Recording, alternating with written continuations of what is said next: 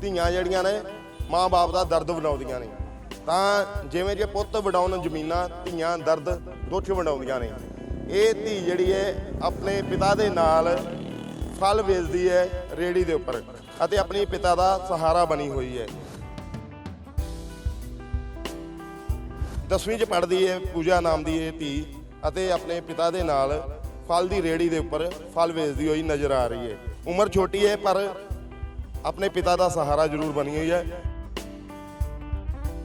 बेटा जी फ्रूट दी रेहड़ी दे फल बेच रहे हो तुसी, क्यों बेच रहे हो फल? पापा की मदद करना है। पापा का सेकंड हैंड में बनना चाहती हूँ। पापा की मदद करना, पापा का आधा काम मैं कर लेती हूँ, पापा का आधा काम पापा वो खुद कर लेते हैं, इसलिए पापा का थोड़ा स्ट्रेस कम हो जाता है। मैं जब से सेकंड क्लास में तब से मैं काम कर रही हूँ। अप्रॉक्सीमेटली 7-8 ईयर्स हो गए होंगे।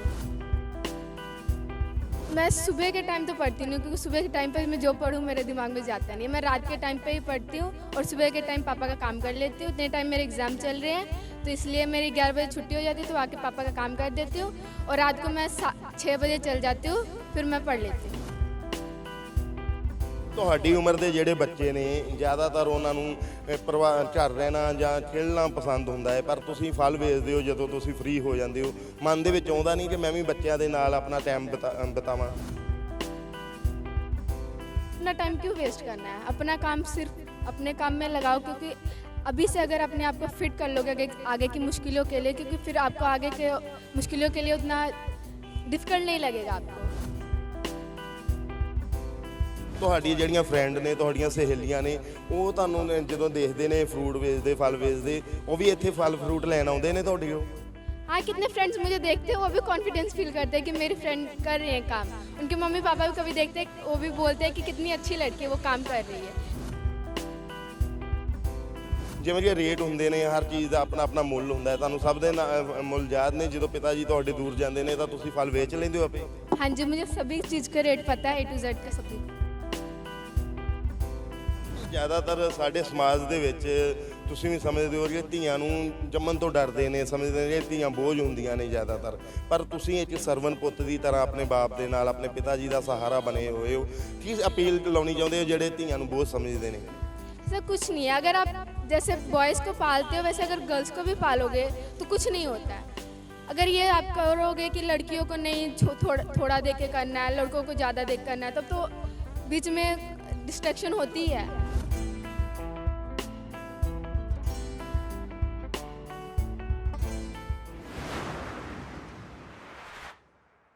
ਸਾਡੇ ਸਮਾਜ ਵਿੱਚ ਜ਼ਿਆਦਾਤਰ ਧੀਆਂ ਨੂੰ ਬਹੁਤ ਸਮਝਿਆ ਜਾਂਦਾ ਹੈ, ਪਰ ਧੀਆਂ ਬੋਝ ਨਹੀਂ ਹੁੰਦੀਆਂ। ਧੀਆਂ ਜਿਹੜੀਆਂ ਨੇ ਮਾਂ-ਬਾਪ ਦਾ ਦਰਦ ਵਡਾਉਂਦੀਆਂ ਨੇ। ਤਾਂ ਜਿਵੇਂ ਜੇ ਪੁੱਤ ਵਡਾਉਣ ਜ਼ਮੀਨਾਂ, ਧੀਆਂ ਦਰਦ ਦੁੱਖ ਵਡਾਉਂਦੀਆਂ ਨੇ। ਇਹ ਧੀ ਜਿਹੜੀ ਹੈ ਆਪਣੇ ਪਿਤਾ ਦੇ ਨਾਲ ਫਲ ਵੇਚਦੀ ਹੈ ਰੇਹੜੀ ਦੇ ਉੱਪਰ ਅਤੇ ਆਪਣੇ ਪਿਤਾ ਦਾ ਸਹਾਰਾ ਬਣੀ ਹੋਈ ਹੈ, ਕਿਉਂਕਿ ਧੀਆਂ ਜਿਹੜੀਆਂ ਨੇ ਹਮੇਸ਼ਾ ਮਾਂ ਪਿਓ ਦਾ ਦਰਦ ਸਮਝਦੀਆਂ ਨੇ। ਤਾਂ ਇਹ 10ਵੀਂ 'ਚ ਪੜ੍ਹਦੀ ਹੈ ਪੂਜਾ ਨਾਮ ਦੀ ਇਹ ਧੀ ਅਤੇ ਆਪਣੇ ਪਿਤਾ ਦੇ ਨਾਲ ਫਲ ਦੀ ਰੇਹੜੀ ਦੇ ਉੱਪਰ ਫਲ ਵੇਚਦੀ ਹੋਈ ਨਜ਼ਰ ਆ ਰਹੀ ਹੈ। ਇਹ ਤਸਵੀਰਾਂ ਅੰਮ੍ਰਿਤਸਰ ਦੀਆਂ ਨੇ। ਉਮਰ ਛੋਟੀ ਹੈ ਪਰ ਆਪਣੇ ਪਿਤਾ ਦਾ ਸਹਾਰਾ ਜ਼ਰੂਰ ਬਣੀ ਹੋਈ ਹੈ। ਬੇਟਾ ਜੀ ਨਾਮ ਜੀ ਹੈ ਤੁਹਾਡਾ? मेरा नाम पूजा है, मैं 10वीं क्लास में पढ़ती हूँ। श्री राम आश्रम सीनियर सेकेंडरी स्कूल में मैं पढ़ती हूँ। ਬੇਟਾ ਜੀ ਉਮਰ ਕਿੰਨੀ ਹੈ ਤੁਹਾਡੀ? मेरी उम्र है 15 साल। ਬੇਟਾ ਜੀ ਫਰੂਟ ਦੀ ਰੇਹੜੀ ਦੇ ਫਲ ਵੇਚ ਰਹੇ ਹੋ ਤੁਸੀਂ, ਕਿਉਂ ਵੇਚ ਰਹੇ ਹੋ ਫਲ? पापा की मदद करना है। पापा का सेकंड हैंड में बनना चाहती हूँ। पापा की मदद करना, पापा का आधा काम मैं कर लेती हूँ, पापा का आधा काम पापा वो खुद कर लेते हैं, इसलिए पापा का थोड़ा स्ट्रेस कम हो जाता है। गर्मी है तो पापा आधा काम खुद कर लेते, आधा मैं, इसलिए टाइम सेव भी हो जाता है। तो बेटा जी कितने साल से आप पापा के साथ फल बेच रहे हो? मैं जब से सेकंड क्लास में तब से मैं काम कर रही हूँ। अप्रॉक्सीमेटली 7-8 ईयर्स हो गए होंगे। ਤੇ ਮੈਨੂੰ ਇਹ ਦੱਸੋ, ਫਲ ਵੇਚਦੇ ਹੋ, ਪੜ੍ਹਦੇ ਵੀ ਹੋ, ਕਿਵੇਂ ਟਾਈਮ ਦੇ ਪਾਉਂਦੇ ਹੋ ਫਿਰ? चलिए, मैं सुबह के टाइम तो पढ़ती नहीं हूँ, क्योंकि सुबह के टाइम पर मैं जो पढ़ूँ मेरे दिमाग में जाता नहीं है। मैं रात के टाइम पे ही पढ़ती हूँ और सुबह के टाइम पापा का काम कर लेती हूँ। इतने टाइम मेरे एग्ज़ाम चल रहे हैं, तो इसलिए मेरी 11 बजे छुट्टी हो जाती है, तो आके पापा का काम कर देती हूँ और रात को मैं 6 बजे चल जाती हूँ, फिर मैं पढ़ लेती हूँ। ਬੇਟਾ ਜੀ ਤੁਹਾਡੀ ਉਮਰ ਦੇ ਜਿਹੜੇ ਬੱਚੇ ਨੇ ਜ਼ਿਆਦਾਤਰ ਉਹਨਾਂ ਨੂੰ ਘਰ ਰਹਿਣਾ ਜਾਂ ਖੇਡਣਾ ਪਸੰਦ ਹੁੰਦਾ ਹੈ, ਪਰ ਤੁਸੀਂ ਫਲ ਵੇਚਦੇ ਹੋ ਜਦੋਂ ਤੁਸੀਂ ਫ੍ਰੀ ਹੋ ਜਾਂਦੇ ਹੋ। ਮਨ ਦੇ ਵਿੱਚ ਆਉਂਦਾ ਨਹੀਂ ਕਿ ਮੈਂ ਵੀ ਬੱਚਿਆਂ ਦੇ ਨਾਲ ਆਪਣਾ ਟਾਈਮ ਬਿਤਾਵਾਂ? बट दूसरे बच्चों की तरह अपना टाइम क्यों वेस्ट करना है, अपना काम सिर्फ अपने काम में लगाओ, क्योंकि अभी से अगर अपने आप को फिट कर लोगे आगे की मुश्किलों के लिए, क्योंकि फिर आपको आगे के मुश्किलों के लिए उतना डिफ़िकल्ट नहीं लगेगा आपको। इसलिए अपनी बॉडी को वैसे करो, अपनी एक्टिविटी भी वैसी हो जाती है मेरी। इसकी वजह से मैं एक मैथ्स की कैलकुलेशन भी इजी हो जाती है। जो काम मुझे मल्टीप्लाई करके करना पड़ता है वो मेरे ओरली हो जाता है। इसी ਮਤਲਬ ਜੇ ਤੁਸੀਂ ਫਲ ਵੇਚਦੇ ਹੋ ਤਾਂ ਤੁਹਾਡੀ ਪੜ੍ਹਾਈ ਵੀ ਨਾਲ ਹੋ ਜਾਂਦੀ ਹੈ, ਹਿਸਾਬ ਆਉਂਦਾ ਰਹਿੰਦਾ ਹੈ, ਤੁਹਾਨੂੰ ਹਿਸਾਬ ਯਾਦ ਹੋ ਜਾਂਦਾ ਹੈ, ਇਸ ਤਰ੍ਹਾਂ ਹੀ ਹੁੰਦਾ ਹੈ। हाँ जी।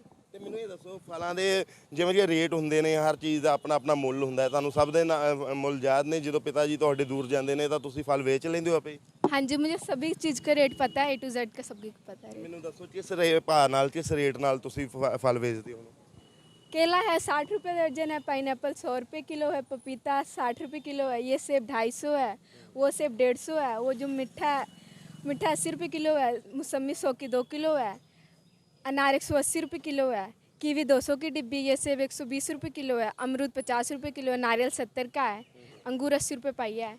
ਯਾਨੀ ਕਿ ਤੁਹਾਡਾ ਮੈਥ ਹੈ ਜਿਹੜਾ ਹੈ, ਫਲ ਫਰੂਟ ਵੇਚਣ ਨਾਲ ਪੂਰਾ ਸਹੀ ਚੱਲਦਾ ਹੈ। ਜੇ ਹੋਰ ਵੀ ਤੁਸੀਂ ਤੁਹਾਨੂੰ ਜਾਚ ਆ ਜਾਂਦੀ ਹੈ ਬੋਲਣ ਦੀ ਜਾਂ ਪੜ੍ਹਨ ਦੀ ਵੀ ਜਾਚ ਆ ਰਹੀ ਹੈ?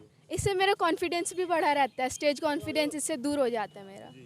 जो स्टेज फेयर होता है ना, वो फिर नहीं रहता अगर आप ये काम कर लेते हो, क्योंकि आपके अंदर कॉन्फिडेंस हो जाता है कि फेस टू फेस कन्वर्सेशन करने का, इसलिए। ਤੇ ਬੇਟਾ ਜੀ ਪਰਿਵਾਰ ਦੇ ਵਿੱਚ ਕਿੰਨੇ ਮੈਂਬਰ ਨੇ ਤੁਹਾਡੇ?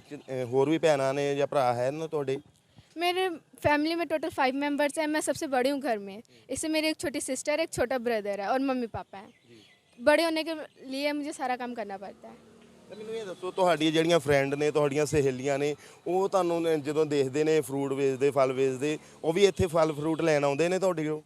हाँ, कितने फ्रेंड्स मुझे देखते हैं वो भी कॉन्फिडेंस फील करते हैं कि मेरी फ्रेंड कर रही है काम। उनके मम्मी पापा भी कभी देखते हैं, वो भी बोलते हैं कि कितनी अच्छी लड़की है, वो काम कर रही है। इससे कॉन्फिडेंस मेरा और कॉन्फिडेंस लेवल बढ़ जाता है।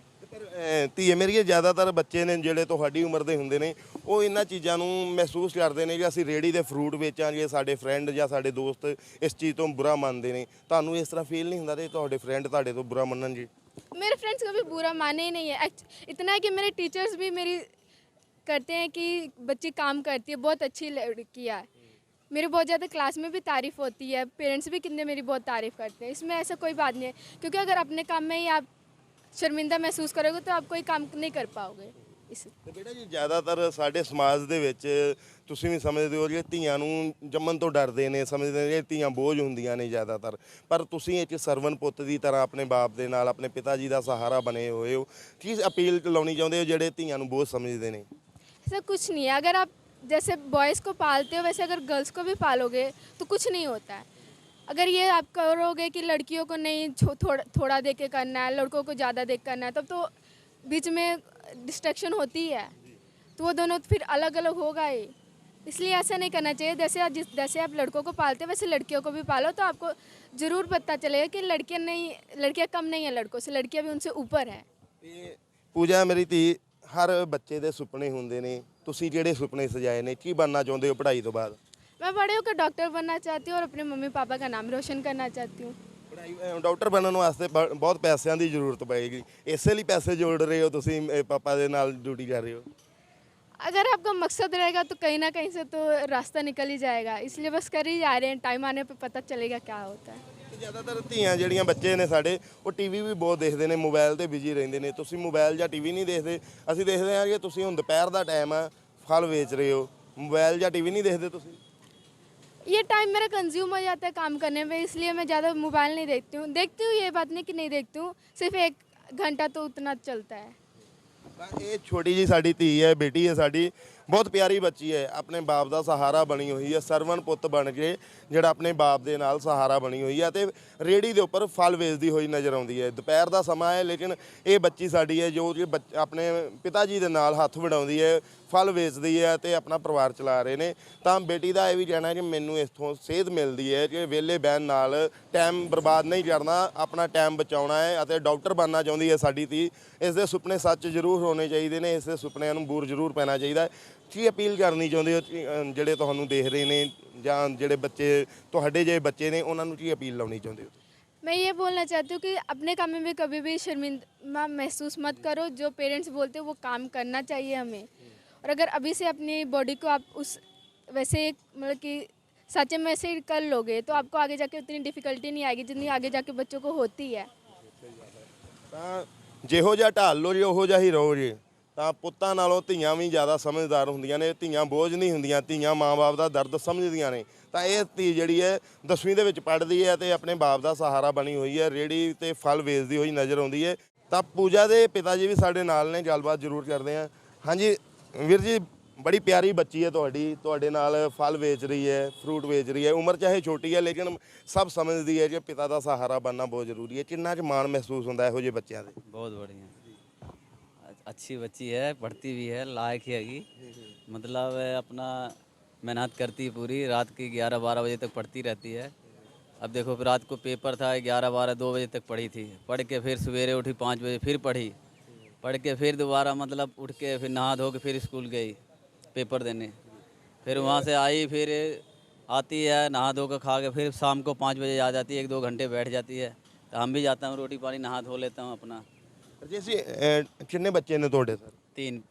ਤੇ ਇਹ ਸਭ ਤੋਂ ਵੱਡੀ ਬੱਚੀ ਹੈ ਤੁਹਾਡੀ? हाँ जी, बड़ी गुड़िया है, ਬੇਟਾ ਵੀ ਹੈ ਤੁਹਾਡਾ? छोटा है वो।